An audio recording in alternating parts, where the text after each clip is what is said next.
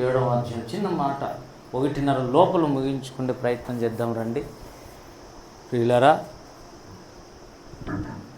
సమూయేలు గ్రంథము 7వ అధ్యాయం 12వ వచనం నేను చదువుతున్నాను. అప్పుడు సమూయేలు ఒక రాయి తీసి మిస్పాకును శెనెకును మధ్య దానిని నిలిపి, ఇంతవరకు యెహోవా మనకు సహాయము చేసినని చెప్పి దానికి ఎబెనేజరు అనే పేరు పెట్టాడు. చిన్న మాట ప్రార్థన. కృపగల తండ్రి యేసయ్యా, నీకు వందనాలు స్తోత్రాలు చెల్లిస్తున్నాను. నీ కృప మాకు సమృద్ధిగా కుమ్మరించు. ఇంకా కొత్త తైలం అభిషేకం మా మీదికి రాణించు. మా తలకు నూనె తక్కువ చేయదునైనా నీ సన్నిధిని అనుభవించే భాగ్యం మాకు దయచేయి. అంధకార క్రియలేస్తున్నాలో బంధిస్తున్నాం, వ్యతిరేక ఆలోచనేస్తున్నాలో పెరికి వేస్తున్నాం. పరిశుద్ధాత్మదేవా, ఈ నీ సంఘమును మీరు నడిపించి మాట్లాడి భద్రపరచుమని మమ్మల్ని లేవనెత్తుమని యేసు నామములో అడుగుతున్నాం తండ్రి, ఆమేన్. ప్రియులారా, 1 సమూయేలు 7వ అధ్యాయంలో ఒక మాట ఉంది, మనం ఎప్పుడు వాడుతుంటాం. ఎబెనేజరే ఎబెనేజర్ అనే పాట కూడా ఉంది, పాడతాం. ఎబెనేజర్ అంటే అర్థం ఏంటి? సహాయపు రాయి. యేసుక్రీస్తు ప్రభువుకు ఉన్న అనేకమైన పేర్లలో ఇదొకటి, రాయి. దానియేలు గ్రంథంలో చేతి సహాయము లేని రాయి కదా, ఇక్కడేమో సహాయపు రాయి, హెల్పింగ్ స్టోన్. ఏం రాయి అది? సహాయపు రాయి. అంటే ఎందుకట్లా రాయి అని అన్నాడంటే, 2 ప్రాంతాల మధ్యలో నాటాడు. ఒకటేమో మిస్పా, ఇంకోటేమో శెనకు కదండి. ఎందుకు అట్లా? మిస్పా ఏమో ఇశ్రాయేలీల బార్డర్, బాగానంటే ఇశ్రాయేలీల బార్డర్. రెండోది ఏంటి? శెనుకు అనేది మాత్రం ఫిలిస్తీ బార్డర్. ఇప్పుడు జరుగుతుంది, వార్ జరుగుతుంది కదా ఇజ్రాయెల్కు మరి పాలెస్టీనాకు. పాలస్తీన్ అన్నా ఫిలిస్తీ అన్నా ఒకటే. అప్పుడు కూడా వారి మధ్యలో ఒక రాయి వచ్చి నిలబడం అంటే, దేవా నీవే మాకు మధ్యలో ఉండి ప్రాకారముగా ఉండి మమ్మల్ని మా దేశాన్ని కాపాడు అన్నట్లుగా సహాయము చేసే రాయి. అంటే దేవుని పేరు ఏం పేరండి? హెల్పింగ్ హ్యాండ్ అంటాం చూడు, అట్లా ఆయన పేరు కూడా అది ఉంది, దక్షిణ హస్తం. దక్షిణ హస్తం అంటే సహాయపు చెయ్యి అని అర్థం. ఇక్కడేమో సహాయపు రాయి, అది కూడా ఇంతవరకు అన్నాడు కదా. ఇంతవరకు యెహోవా మనకు సహాయము చేసినని చెప్పి దానిని ఎబెనేజర్ అని పేరు పెట్టాడు. ఇంతవరకు సహాయం చేసినది ఎవరు? ఇంతకాలం మనకు సహాయం చేసిన దేవుడు, లేకపోతే ఈడుంటామా? ఏమైందో ఒక్కసారి వెనక్కి తిరిగి చూద్దాం. ఒక 4 ఏళ్ళ కిందట, 3 ఏళ్ళ కిందట, 5 ఏళ్ళ కిందట ఎలాంటి స్థితిలో ఉన్నాం, ఎటువంటి ఇంట్లో ఉన్నాం, ఏ వృత్తితో బతుకుతుంటిమి, అప్పుడు శాలరీ ఎంత, అప్పుడు మన యొక్క స్థితిగతులు ఎంత, ఇప్పుడు అయితే ఇంతవరకు ఏమండి దేవుడు మనకు సహాయం చేశాడు. ఇలాగ మనం ఉండడానికి కారణము దేవుడే అని చెప్పేసి ఒక రాయి నాటాడు. దేవుడు మనకు సహాయం చేయాలంటే ఏం చేయాలి? అది నా పాయింట్. ఇంతకాలం కూడా చేశాడు, ఇక మీదట కూడా చేస్తాడు. అలా దేవుడు సహాయపు రాయిగా ఉండాలంటే మనం ఏం చేయాలి? నెంబర్ 1 ప్రియులారా, 6వ వచనం, వారు మిస్పాలో కూడుకొని నీళ్లు చేది యెహోవా సన్నిధిని కుమ్మరించి ఆ దినము ఉపవాసం ఉండి యెహోవా దృష్టికి మేము పాపాత్ములమని. అది సంగతి. దేవుడు మనకు సహాయం చేయాలంటే మన ఒరిజినల్ స్టేటస్ చూడాలి, మన స్థితి ఏంటో మనం గమనించాలి. ఆత్మీయ స్థితి ఇప్పుడైతే ఆత్మీయ స్థితి, అప్పుడులో అయితే అది పాత నిబంధన. మీరు చెప్పండి, నీళ్లు చేది అన్నాడు అంటే ఏం చేది తింటారు వాళ్ళు? ఎక్కడి నుంచి చేది తింటారు? బాయిలో నుంచి చేది తింటారు. మీరు ఏం చెప్పరు, మీరేం చెప్పరు, రెస్పాన్స్ ఏమి ఉండదు. నిన్న రంజిత్ అన్న చిన్నపిల్లల పరిచయం ఎంతమందిదో చిన్నపిల్లల పరిచయలు మాట్లాడుతున్నారు. చిన్నపిల్లలకు చెప్పడం చాలా కష్టం. చూడండి మీరు నిన్న యూబీఎస్సీ కార్యక్రమం అద్భుతమైన రీతిలో జరిగేది. వీలైతే అట్లా మనం వీటికి పిలిపించుకుని ట్రైనింగ్ తీసుకోవాలి. ఏమండి, చిన్నపిల్లలతో మాట్లాడేటప్పుడు అప్పుడప్పుడు వాళ్ళు ఏం చేస్తారంటే వేరే లోకంలో ఉంటారు కాబట్టి వాళ్ళని ఆకర్షించడానికి ప్రశ్నలు వేస్తుంటారు. మనం పెద్దోళ్ళం కాబట్టి ఎప్పుడన్నా ఒకసారి ప్రశ్న వేయాలి, లేకపోతే ఏం దిక్కు తెలియదు. దేవుడు సహాయపు రాయిగా ఉండాలి అంటే, మనకు హెల్ప్ చేయాలంటే, ఎన్నిసార్లు మాకు ఆర్థిక ఇబ్బందులు వచ్చినప్పుడు ప్రభు డబ్బు లేవు, ఎన్నో బ్యాంకీలో ఏమి లేదు, బ్యాలెన్స్ ఏమి లేదు అని అంటే అద్భుతంగా సహాయం చేసిన ఘట్టాలు చాలా ఉన్నాయి. ఎందుకు తెస్తారో, ఎందుకు కానిపిస్తారో ఆ టైం మనకు తెలియదు. ప్రేయర్ కూడా చేసింటాం అంతే. మనకు ఎంత కావాలనో ఇటు అటు ఇంకా ఎక్కువే ఇస్తాడు దేవుడు. దేవుడు మనకు సహాయం చేయాలంటే నెంబర్ 1 మన స్థితి ఎరిగిన వాళ్ళమై మనం ఒప్పుకునే వాళ్ళంగా ఉండాలి. నీళ్లు చేది దేవుని సన్నిధిలో పోసారంట. ఇప్పుడు బావిలోంచి నీళ్ళు చేదినారనుకో, బావి కాడ దేవుని సన్నిధి ఉంటుందా? మీరు చెప్పండి. పాత నిబంధనలో బావిలోంచి నీళ్లు చేసినాము అనుకున్నాం. వాళ్ళు ఉండే స్థలంలో మిస్పాలో నీళ్లు చేదారు, పొలవ పోస్తున్నారు అంటే ఎక్కడ? దేవుని సన్నిధి అంటాడు. అది పాత నిబంధనలో నీళ్లు పోయటం హృదయాన్ని కుమ్మరించటతో సమానం. దేవుని స్తోత్రం. అందుకే ఫస్ట్ పాట ఏం పాడినాం ఏమండి? మనం నిత్యుడా నీ సన్నిధి పాడాం కదా. దాంట్లో 2వ చరణం ఏముంది చూడండి ప్రియులారా. నీ సన్నిధిలో నా హృదయము నీలవలే కుమ్మరించున్నట్లు నీ పాదపీఠముగా నన్ను మార్చుమా, నీ పాదపీఠముగా నన్ను మార్చుమా. నిత్యుడా నీ సన్నిధి నిండుగా నన్ను నిత్యముంచి నన్ను నడిపించుమా, నడిపించుమా. నీ సన్నిధిలో నా హృదయము నీలవలే కుమ్మరించున్నట్లు నీ పాదపీఠముగా నన్ను మార్చుమా, నన్ను మార్చుమా. నిత్యుడా నీ సన్నిధి నిండుగా తోడు నిత్యముంచి నన్ను నడిపించుము, నడిపించుము. దేవుని సన్నిధిలో ఏమి కుమ్మరించాలి? పాత నిబంధనలు అయితే నీళ్లు కుమ్మరించాలి, కొత్త నిబంధనలు అయితే ఏమండి హృదయం కుమ్మరించాలంటే నీళ్లు చేదినట్టు హృదయంలో నుంచి స్థితిగతులను బయటికి తెచ్చి దేవుని సన్నిధిలో చెప్పాలి. పాత నిబంధనలు వాళ్ళు ఆ పాయింట్ చేసినందుకు, వాళ్ళు ఒప్పుకున్నందుకు చేది యెహోవా సన్నిధిని కుమ్మరించి ఆ రోజు ఏం చేశారు వాళ్ళు అంటే దేవుని సన్నిధిలో ఏం చేస్తున్నారు వాళ్ళు? ఉపవాసం ప్రతిష్ఠించుకొని ఇంకా యెహోవా సన్నిధిని కుమ్మరించి ఉపవాసం ఉండి యెహోవా దృష్టికి మేము బాగునండి. ఏమన్నారు వాళ్ళు? ఊరికనే అనలా. అసలు ఆ 7వ అధ్యాయం వరకు వస్తే అసలు విషయాలన్నీ బయటకు వస్తాయి. దేవుడు వాళ్ళని వదిలేశాడు. మందసం పట్టబడింది. ఏమంది? దేవుని మహిమ ప్రభావం వాళ్ళను వదిలేసింది. వదిలేసిన తర్వాత జరిగిన యుద్ధాలు మరణాలు తీవ్రమైపోయింది. ఇశ్రాయేలీలు సరిగా లేరు. ఆ మందసం తెచ్చేటప్పుడు కూడా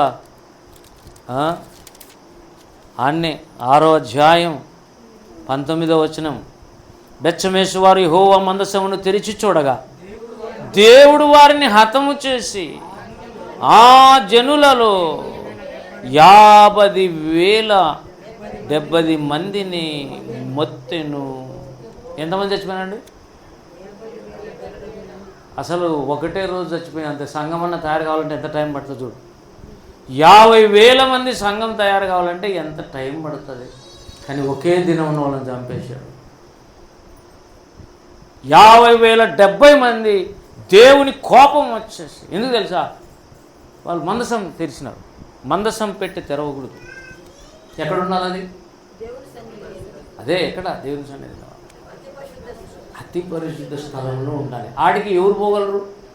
ఎవరు పడితే వాళ్ళు పోకూడదు.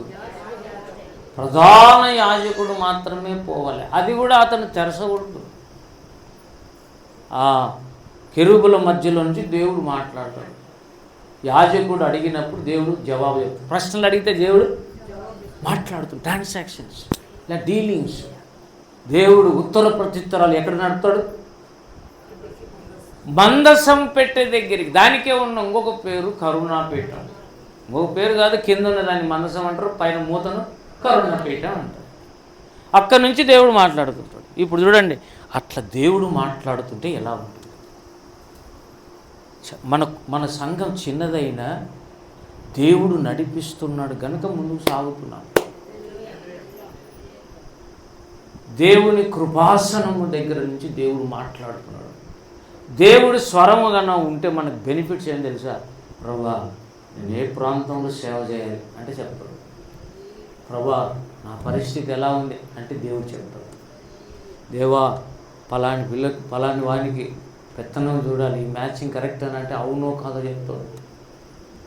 దేవుని స్వరం ఉండే చోట కరెంట్ న్యూస్ ఉంటుంది, కరెంట్ ఇన్ఫర్మేషన్ ఉంటాయి, బర్నింగ్ టాపిక్స్ ఉంటాయి. దేవుని స్తోత్రం కలుగును కాక. కాబట్టి దేవుని స్వరం ఉంటే మంచిది. అది అందరితో ఆయన మాట్లాడు. ఈ సమయాలతో కొంత మాట్లాడతాడు.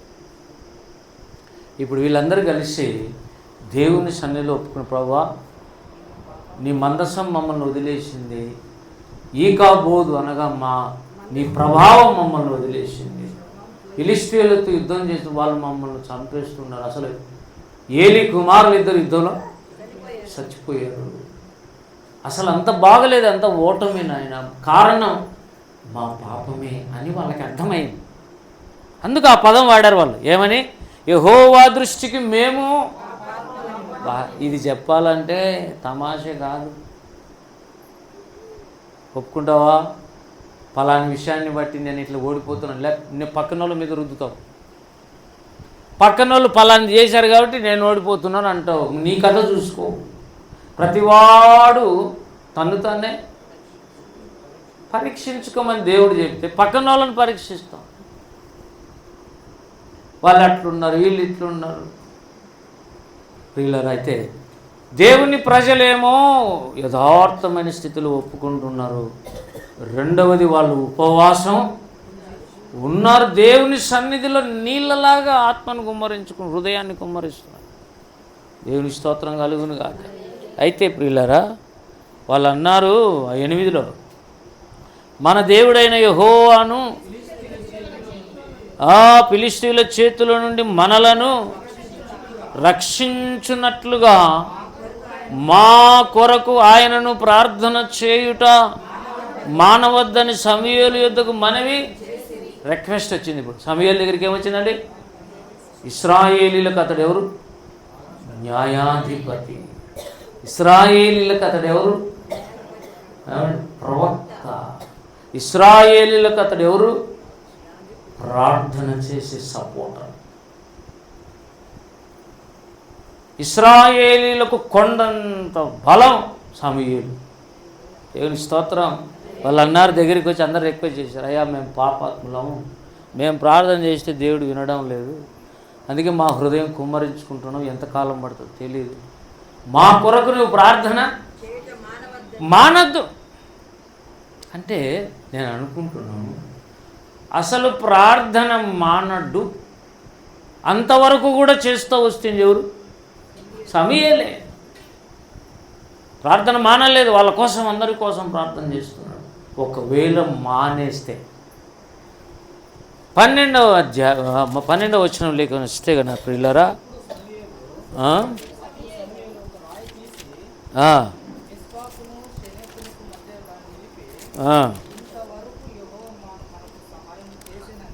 ఈ 12:23 చదవండి నాయన ఎవరైనా. 12:23.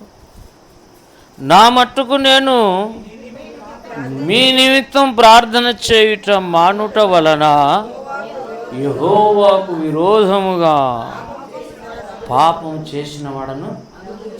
అప్పుడు ఇశ్రాయేలీయులు కాదు పాపం చేసేది, ప్రవక్త పాపం చేసినట్టయితే. ఏం చేస్తే? ప్రార్థన మానేస్తే. కాబట్టి దీన్ని బట్టి ఏం చెప్తున్నాడు సమూయేలు? ప్రార్థన నేనైతే కంటిన్యూగా చేస్తూనే ఉన్నాను, నేను మానేశాను అనుకో, నేను చేసే పాపం వేరేది కాదు, తప్పులు తడికలు కాదు, ప్రార్థన చేయకపోవటమే సేవకుల పాపం. తల్లిదండ్రుల పాపం ఏంటి? ప్రార్థన చేయకపోవటం. సేవకుల పాపం ఏంటి? ప్రార్థన చేయకపోవటం. ప్రార్థన చేయటం మానకుండా చేశాడు. అందుకే కీర్తనల్లో దావీదు అన్నాడు, ప్రార్థన చేయువారిలో సమూయేలు మోషే ఉండిరి. హల్లెలూయా.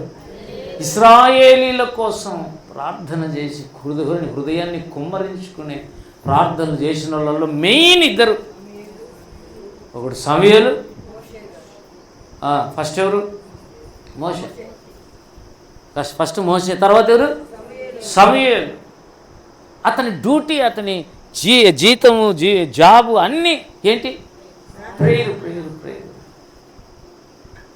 అయితే దేవుడు అన్నాడు, సమూయేలు వాళ్ళ కోసం ప్రార్థన చేసిన దేవుడు వినాలంటే ఇంకొక పని చేయాలి. 7వ అధ్యాయంలోనే ఏం చేశాడంట ప్రియులారా, 9. సమూయేలు పాలు విడువని ఒక గొర్రెపిల్లని తెచ్చి యెహోవాకు సర్వాంగ బలిగా అర్పించి ఇశ్రాయేలీల పక్షంగా యెహోవాకు ప్రార్థన చేయగా, యెహోవా వారి ప్రార్థన కాదు, ఎవరి ప్రార్థన వినపడింది అంటే ఇశ్రాయేలీలు పాపం ఒప్పుకుంటున్నా వాళ్ళ ప్రార్థన ఇంకా దేవుడు వినడానికి ఇష్టపడలేదు. రెండవది ఎప్పుడు విన్నాడు తెలుసా? ఒక గొర్రె పిల్లను సర్వాంగ బలిగా అర్పించాడు. సాక్షాత్ అది శిలువలో యేసుక్రీస్తు బలికి సాదృశ్యం. యేసుక్రీస్తు ప్రభు యొక్క సర్వాంగ బలి ఎప్పుడైతే ముందుకు తీసుకొచ్చాడో ప్రవక్త, దేవుడు వినాల్సి వచ్చింది. నువ్వు ఎంత ఒప్పుకున్నా కొన్నిసార్లు వినడు. సిలువ బలి వేయాలి. దేవునికి స్తోత్రం, వందనాలు కలుగును గాక, మహిమ కలుగును గాక. అంటే ప్రార్థన వినాలంటే ఒకటి మన ఒప్పుకోలు ఉండాలి, అది కూడా దేవుని సిలువ శక్తి పనిచేయాలి. సర్వాంగ బలి అంటే దేవుని కుమారుని సిలువలో ప్రతి అంగము కూడా బలి అయిపోయింది. సర్వాంగ బలి. నిన్న జకరే పాస్టర్ ఏం చేశాడంటే, సార్ మీరు వచ్చి టీచర్స్, సండే స్కూల్ టీచర్స్ వాక్యం చెప్పండి అంటే, సరేలేండి అండి నేను. అట్లా కాదు సార్ వినండి, నేను ఒక అంశం చెప్తాను, అదే చెప్పండి. ఏంటి ఆ అంశం? రోమా 12:1 ప్రకారంగా మీరు వాక్యం చెప్పాలి సార్ అంటే, అక్కడ ఏముంది అంటే సర్వాంగ హోమము ఉంది అక్కడ. సజీవ యాగముగా మీ శరీరములను సమర్పించుడని ఉంది సార్. దాని గురించి చెప్పమంటే నాకే భయం, అది చాలా భయం వేస్తుంది అటువంటి వాక్యాలు చెప్పాలంటే. ఎందుకంటే అది రోమా 12, ముందు మనం రోమా 8లో ఉండడం వల్ల సరిగ్గా చూసుకుంటుండాలి. అక్కడికి పోయి దేవుడి సన్నిధి బలంగా ఉండేది. మారి నూతన మగుట వలన రూపాంతరం అనే విషయంలో చెప్పి కొన్ని మాటలు చెప్పి సర్వాంగ బలి గురించే మాట్లాడాల్సి వచ్చింది. దేవుని స్తోత్రం. ఇప్పుడు ఏ దేవుని కుమారుని యజ్ఞమును బట్టి దేవుడు ఆయన కోసం ప్రార్థన వినాల్సి వస్తాను. ప్రార్థన దేని బట్టి వింటున్నాడు? ఇప్పుడు సిలువను బట్టి. రెండవది, నువ్వు కూడా ఒప్పుకుంటున్నావు, ప్రభా మేము అన్నీ పోగొట్టుకున్నాం. మొదటి సమయాలు ప్రారంభం నుంచే వాళ్ళు సరిగా లేరు. ఏలి కుమారులు, శిలోహు మందిరం బాగలేరు. దేవుని మందిరంలో వ్యభిచారం జరుగుతుంది. ఎట్లుందో చూడండి చర్చి. ఆ కాలం మందిరం ఎలా ఉందో చూడండి. ఇప్పుడు కూడా సంఘాలు జాగ్రత్తగా పరిశుద్ధంగా ఉండాలి. దేవుడు అందుకని శిలోహులో ఉన్న మందిరం నాకు వద్దను. దేవుని మహిమ నుంచి వెళ్ళిపోయి, నాకొద్దు ఈ సంఘంలో నేను ఉండను అని దేవుడు వెళ్ళిపోతే అక్కడ ఎంతమంది ఉంటే మాత్రం ఏం ప్రయోజనం అండి? అటువంటి నష్టాలు పొందిన ఇశ్రాయేలీలు ఇక్కడ మాత్రం నీళ్లు చేరి దేవుని సన్నిధిలో ఏం చేశారట? ఉపవాసం. ప్రభువా మేము పాపాత్మ. ఇశ్రాయేలీలు ఏమన్నారండి? కొత్త నిబంధనలో ఆమె అనేది చూడు, మా లూకా 7లో పాపాత్మురాలైన స్త్రీ ఎంతగా వేదన పడిందో ఇశ్రాయేలు జనాంగం మొదటి సమయాలు 7లో అంతగా ఏడ్చారు. ఏడిస్తే వాళ్ళ యొక్క ఒప్పుకోలు, ప్రవక్త యొక్క ప్రార్థన కలిసి దేవుడు విన్నాడు. దేవుడు విని ఇమ్మీడియట్గా ఏం చేశాడు తెలుసా? ఇశ్రాయేలు ద్వారా ఫిలిష్తీయులు ఓడించాడు. ఓడిస్తానే వాళ్ళు మళ్ళా రాకుండా, ప్రభువా నిన్ను అడ్డం పెడుతున్నాను అన్నాడు సమూయేలు. బండ కాదు, ఇప్పుడు రాయను అనుకో. ఇప్పుడు అందుకే మిస్పాకును ఏనుకును మధ్య ఏం చేశాడు? ఎందుకంటే తర్వాత కూడా ఈ జనాంగాలు ఇశ్రాయేలు మీదకి రాకూడదని ప్రార్థన ఎవరిది? సమూయేలుది. ప్రభువా నువ్వు ఎప్పుడు సహాయం చేయాలి చూడు. ఇశ్రాయేలు ఎప్పుడు ప్రార్థన చేసినా సర్వాంగ బలిని చూపించి నిన్ను వేడుకొని ఉపవాసం ఉండి అడిగితే నువ్వు సహాయం చేయాలి, ఎబినేజర్గా రుజువు చేసుకో అని చెప్పి ఎప్పుడైతే ప్రార్థన చేశాడో దేవుడు సరిహద్దుగా ప్రాకారంగా నీ చుట్టూ ఆయన ఒక కాపరిగా నిలబడతాడు. దేవుని స్తోత్రం కలుగును గాక. అయితే ఇంకొక మాట, అద్భుతమైన మాట ఏంటంటే 13లో ఇలాగున ఫిలిష్తీయులు అనపబడిన వారై ఇశ్రాయేలీల సరిహద్దులలోనికి తిరిగి ఆగిపోయారు. ఎందుకంటే అక్కడ ఎవరున్నారు? ఇప్పుడు ఎబినేజర్ ఉన్నాడు అక్కడ. ఎబినేజరే అని పాట పాడు మనోళ్ళు. చాలా అద్భుతమైనటువంటి అర్థం. దేవుడు నిత్యము నీకు సహాయం చేసే వ్యక్తి అయితే నువ్వు ఏరే సహాయాలు ఏం పెద్ద ఎక్స్పెక్ట్ చేయవు. దేవుని స్తోత్రం కలుగును కానీ ఇక్కడ అంటాడు, ఏమన్నాడు ఇంకా 13లో, సమూయేలు ఉండిన దినములన్నిటను యెహోవా హస్తము ఫిలిష్తీయులకు విరోధముగా. ఒక్కడిని బట్టి, అతడు అర్పించిన సర్వాంగ బలిని బట్టి, సర్వాంగ బలిని హత్తుకున్న విధానమును బట్టి, అర్పించిన దాన్ని బట్టి మనకు సర్వాంగ బలి ఏది? సిలువ. సిలువను ఆశ్రయించిన ఏ సేవకునికైనా దేవుడు ఒక్కడుంటే చాలు, ఇశ్రాయేలీలకు కావలివానిగా పెడతాడు. ఏమన్నాడు అక్కడ 13లో, సమూయేలు ఉండిన దినములన్నిటను. చూశాడా? ఇంట్లో ఒక ప్రార్థనాపరుడు ఉంటే ఆ ఇంటి జోలికి శత్రువులు రాలేరు. What is the power of prayer? ఏంటి ప్రార్థన యొక్క శక్తి? ఇదే మాట అపోస్తలుల కార్యం 20వ అధ్యాయంలో పౌలు అంటాడు, పౌలు ఉన్నంత వరకు ఏ క్రూరమైన తోడేళ్ళు లోపలికి రాలి, నేను వెళ్ళిపోయిన తర్వాత క్రూరమైన తోడేళ్ళు వచ్చునని నేను బాగుగా ఎరుగుదును. అంటే ఉన్నంత వరకు ఎందుకు రావు? పౌలే ఒక ప్రార్థనతోటి అడ్డు నిలబడతాడు. నేను స్తోత్రం కలుగును గాక. సేవకులు చాలా ముఖ్యం. కొద్ది క్రమం నేర్చుకోండి వీళ్ళరా. 4 వారాలు ప్రతి వారం నువ్వు దేవుని సన్నిధిలో కనపడాలి.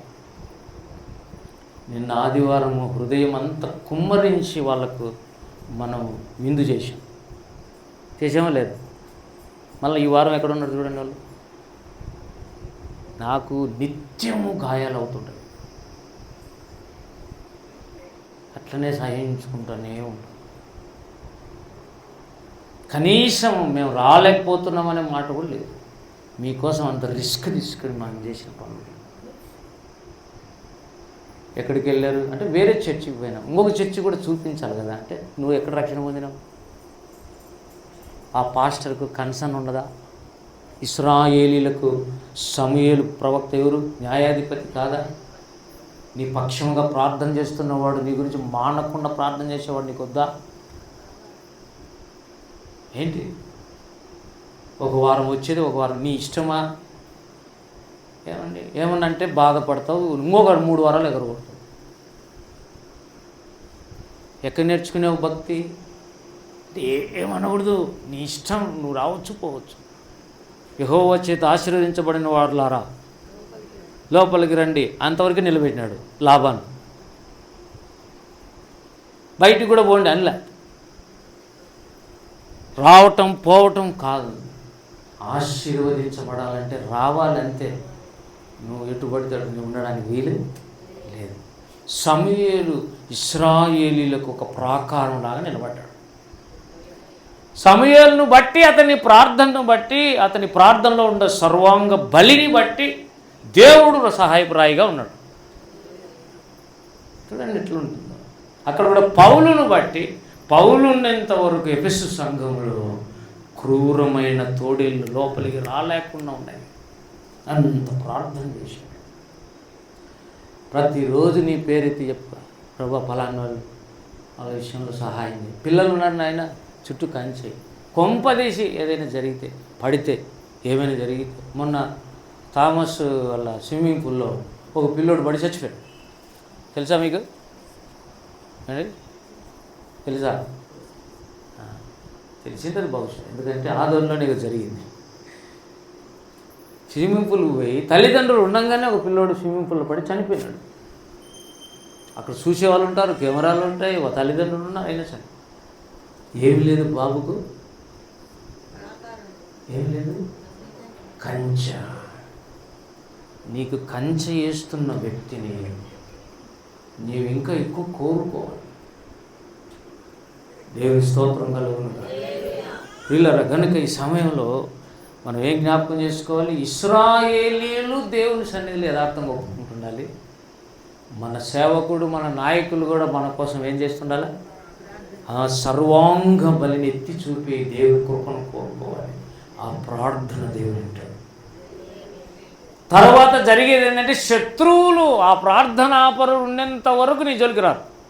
కొంపదీసి అతను లేడు అనుకో, అతను లేడో నువ్వు విడిచిపెట్టినావో జరిగిందనుకో, ఏమైంది? అయిపోయి కంచె తీయబడుతుంది. సమూయేలు చనిపోయిన తర్వాత మళ్ళీ ఫిలిష్తీయులు వచ్చారు. ఆ ఉన్నంతవరకు ఎందుకు రాలేదు? అతడు మానక ఏం చేస్తున్నాడు?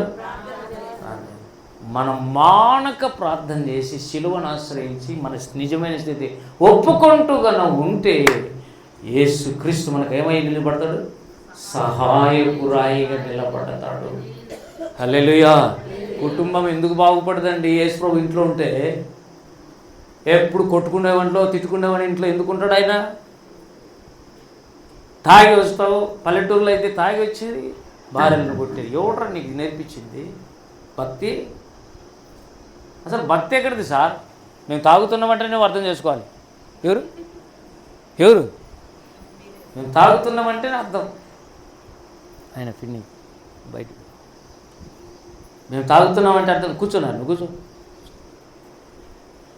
తాగుతున్నామంటే మాకు భక్తి తెలియదు. నిజమే, భక్తి తెలియదు, కానీ నేర్చుకోవాలి.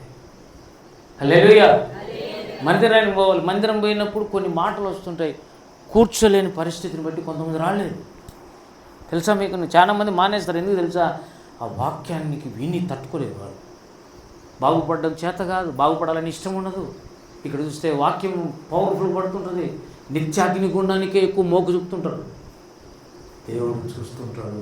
అవ్వా అని ఒకసారి నువ్వు చేతులు ఎత్తి ఏం చేస్తాడు ఆయన? నీకు ఆయన హెల్పింగ్ స్టోన్గా నిలబడతాడు. నీ ఉద్యోగంలో, నీ వృత్తిలో, నీ కుటుంబంలో, నీ సమస్యల్లో, అన్ని విషయాల్లో దేవుడి దిగొచ్చి సహాయం చేస్తాడు. Who is your help? God himself as this helping stone. దేవుడే సహాయపురాయిగా ఉంటాడు. సహాయం చేయడమే కాదు, ఆడ నిలబడతాడు ఆయన. కనుక చాలా నాకు ఇష్టమైంది ఏంటంటే, అతడు ప్రార్థన చేయటం మానలేదు. అంటే అతను పాపం చేయలేదు. సేవకుడిలో పాపం లేకుండా ఉండడానికి కారణం, ప్రార్థన చేసేవాడు పాపం చేయలేడు, పాపం చేసేవాడు ప్రార్థన చేయలేడు. కాబట్టి మనలో ప్రార్థన రావటం లేదంటే ఏం లేదు. ఏమండి? ఏముంది? పాపం. ఎక్కడో మనల్ని పాపం నడిపిస్తుంది. కనుక ప్రార్థన నీకు రావటం లేదు. ఇది నేను దేవునితో చెప్దాం. ప్రభువా, నన్ను సమూయేలు యొక్క పర్యవేక్షణలో ఉంచు. నీవు సహాయం చేసే స్థలంలో నన్ను ఉంచు. నేను కూడా నా హృదయాన్ని ఎప్పుడు నీళ్ళలాగే కుమ్మరించుకునే యథార్థత నాకు దయచేయి అని చెప్పు. నీ కుటుంబం ఎందుకు బాగుపడదో చూద్దాం. నీవెందుకు ఒక అద్భుతమైన వ్యక్తివి కావో చూద్దాం. హృదయమే మార్పు ఇక్కడ, వేరేది కాదు. అండి ప్రార్థన చేద్దాం. ఇటు జీవితం కావాలన్నా, దైవజనుల పర్యవేక్షణలో మనం ఉండాలన్నా రండి ప్రార్థన చేద్దాం. తలలోంచి కళ్ళు మూసుకున్నాం.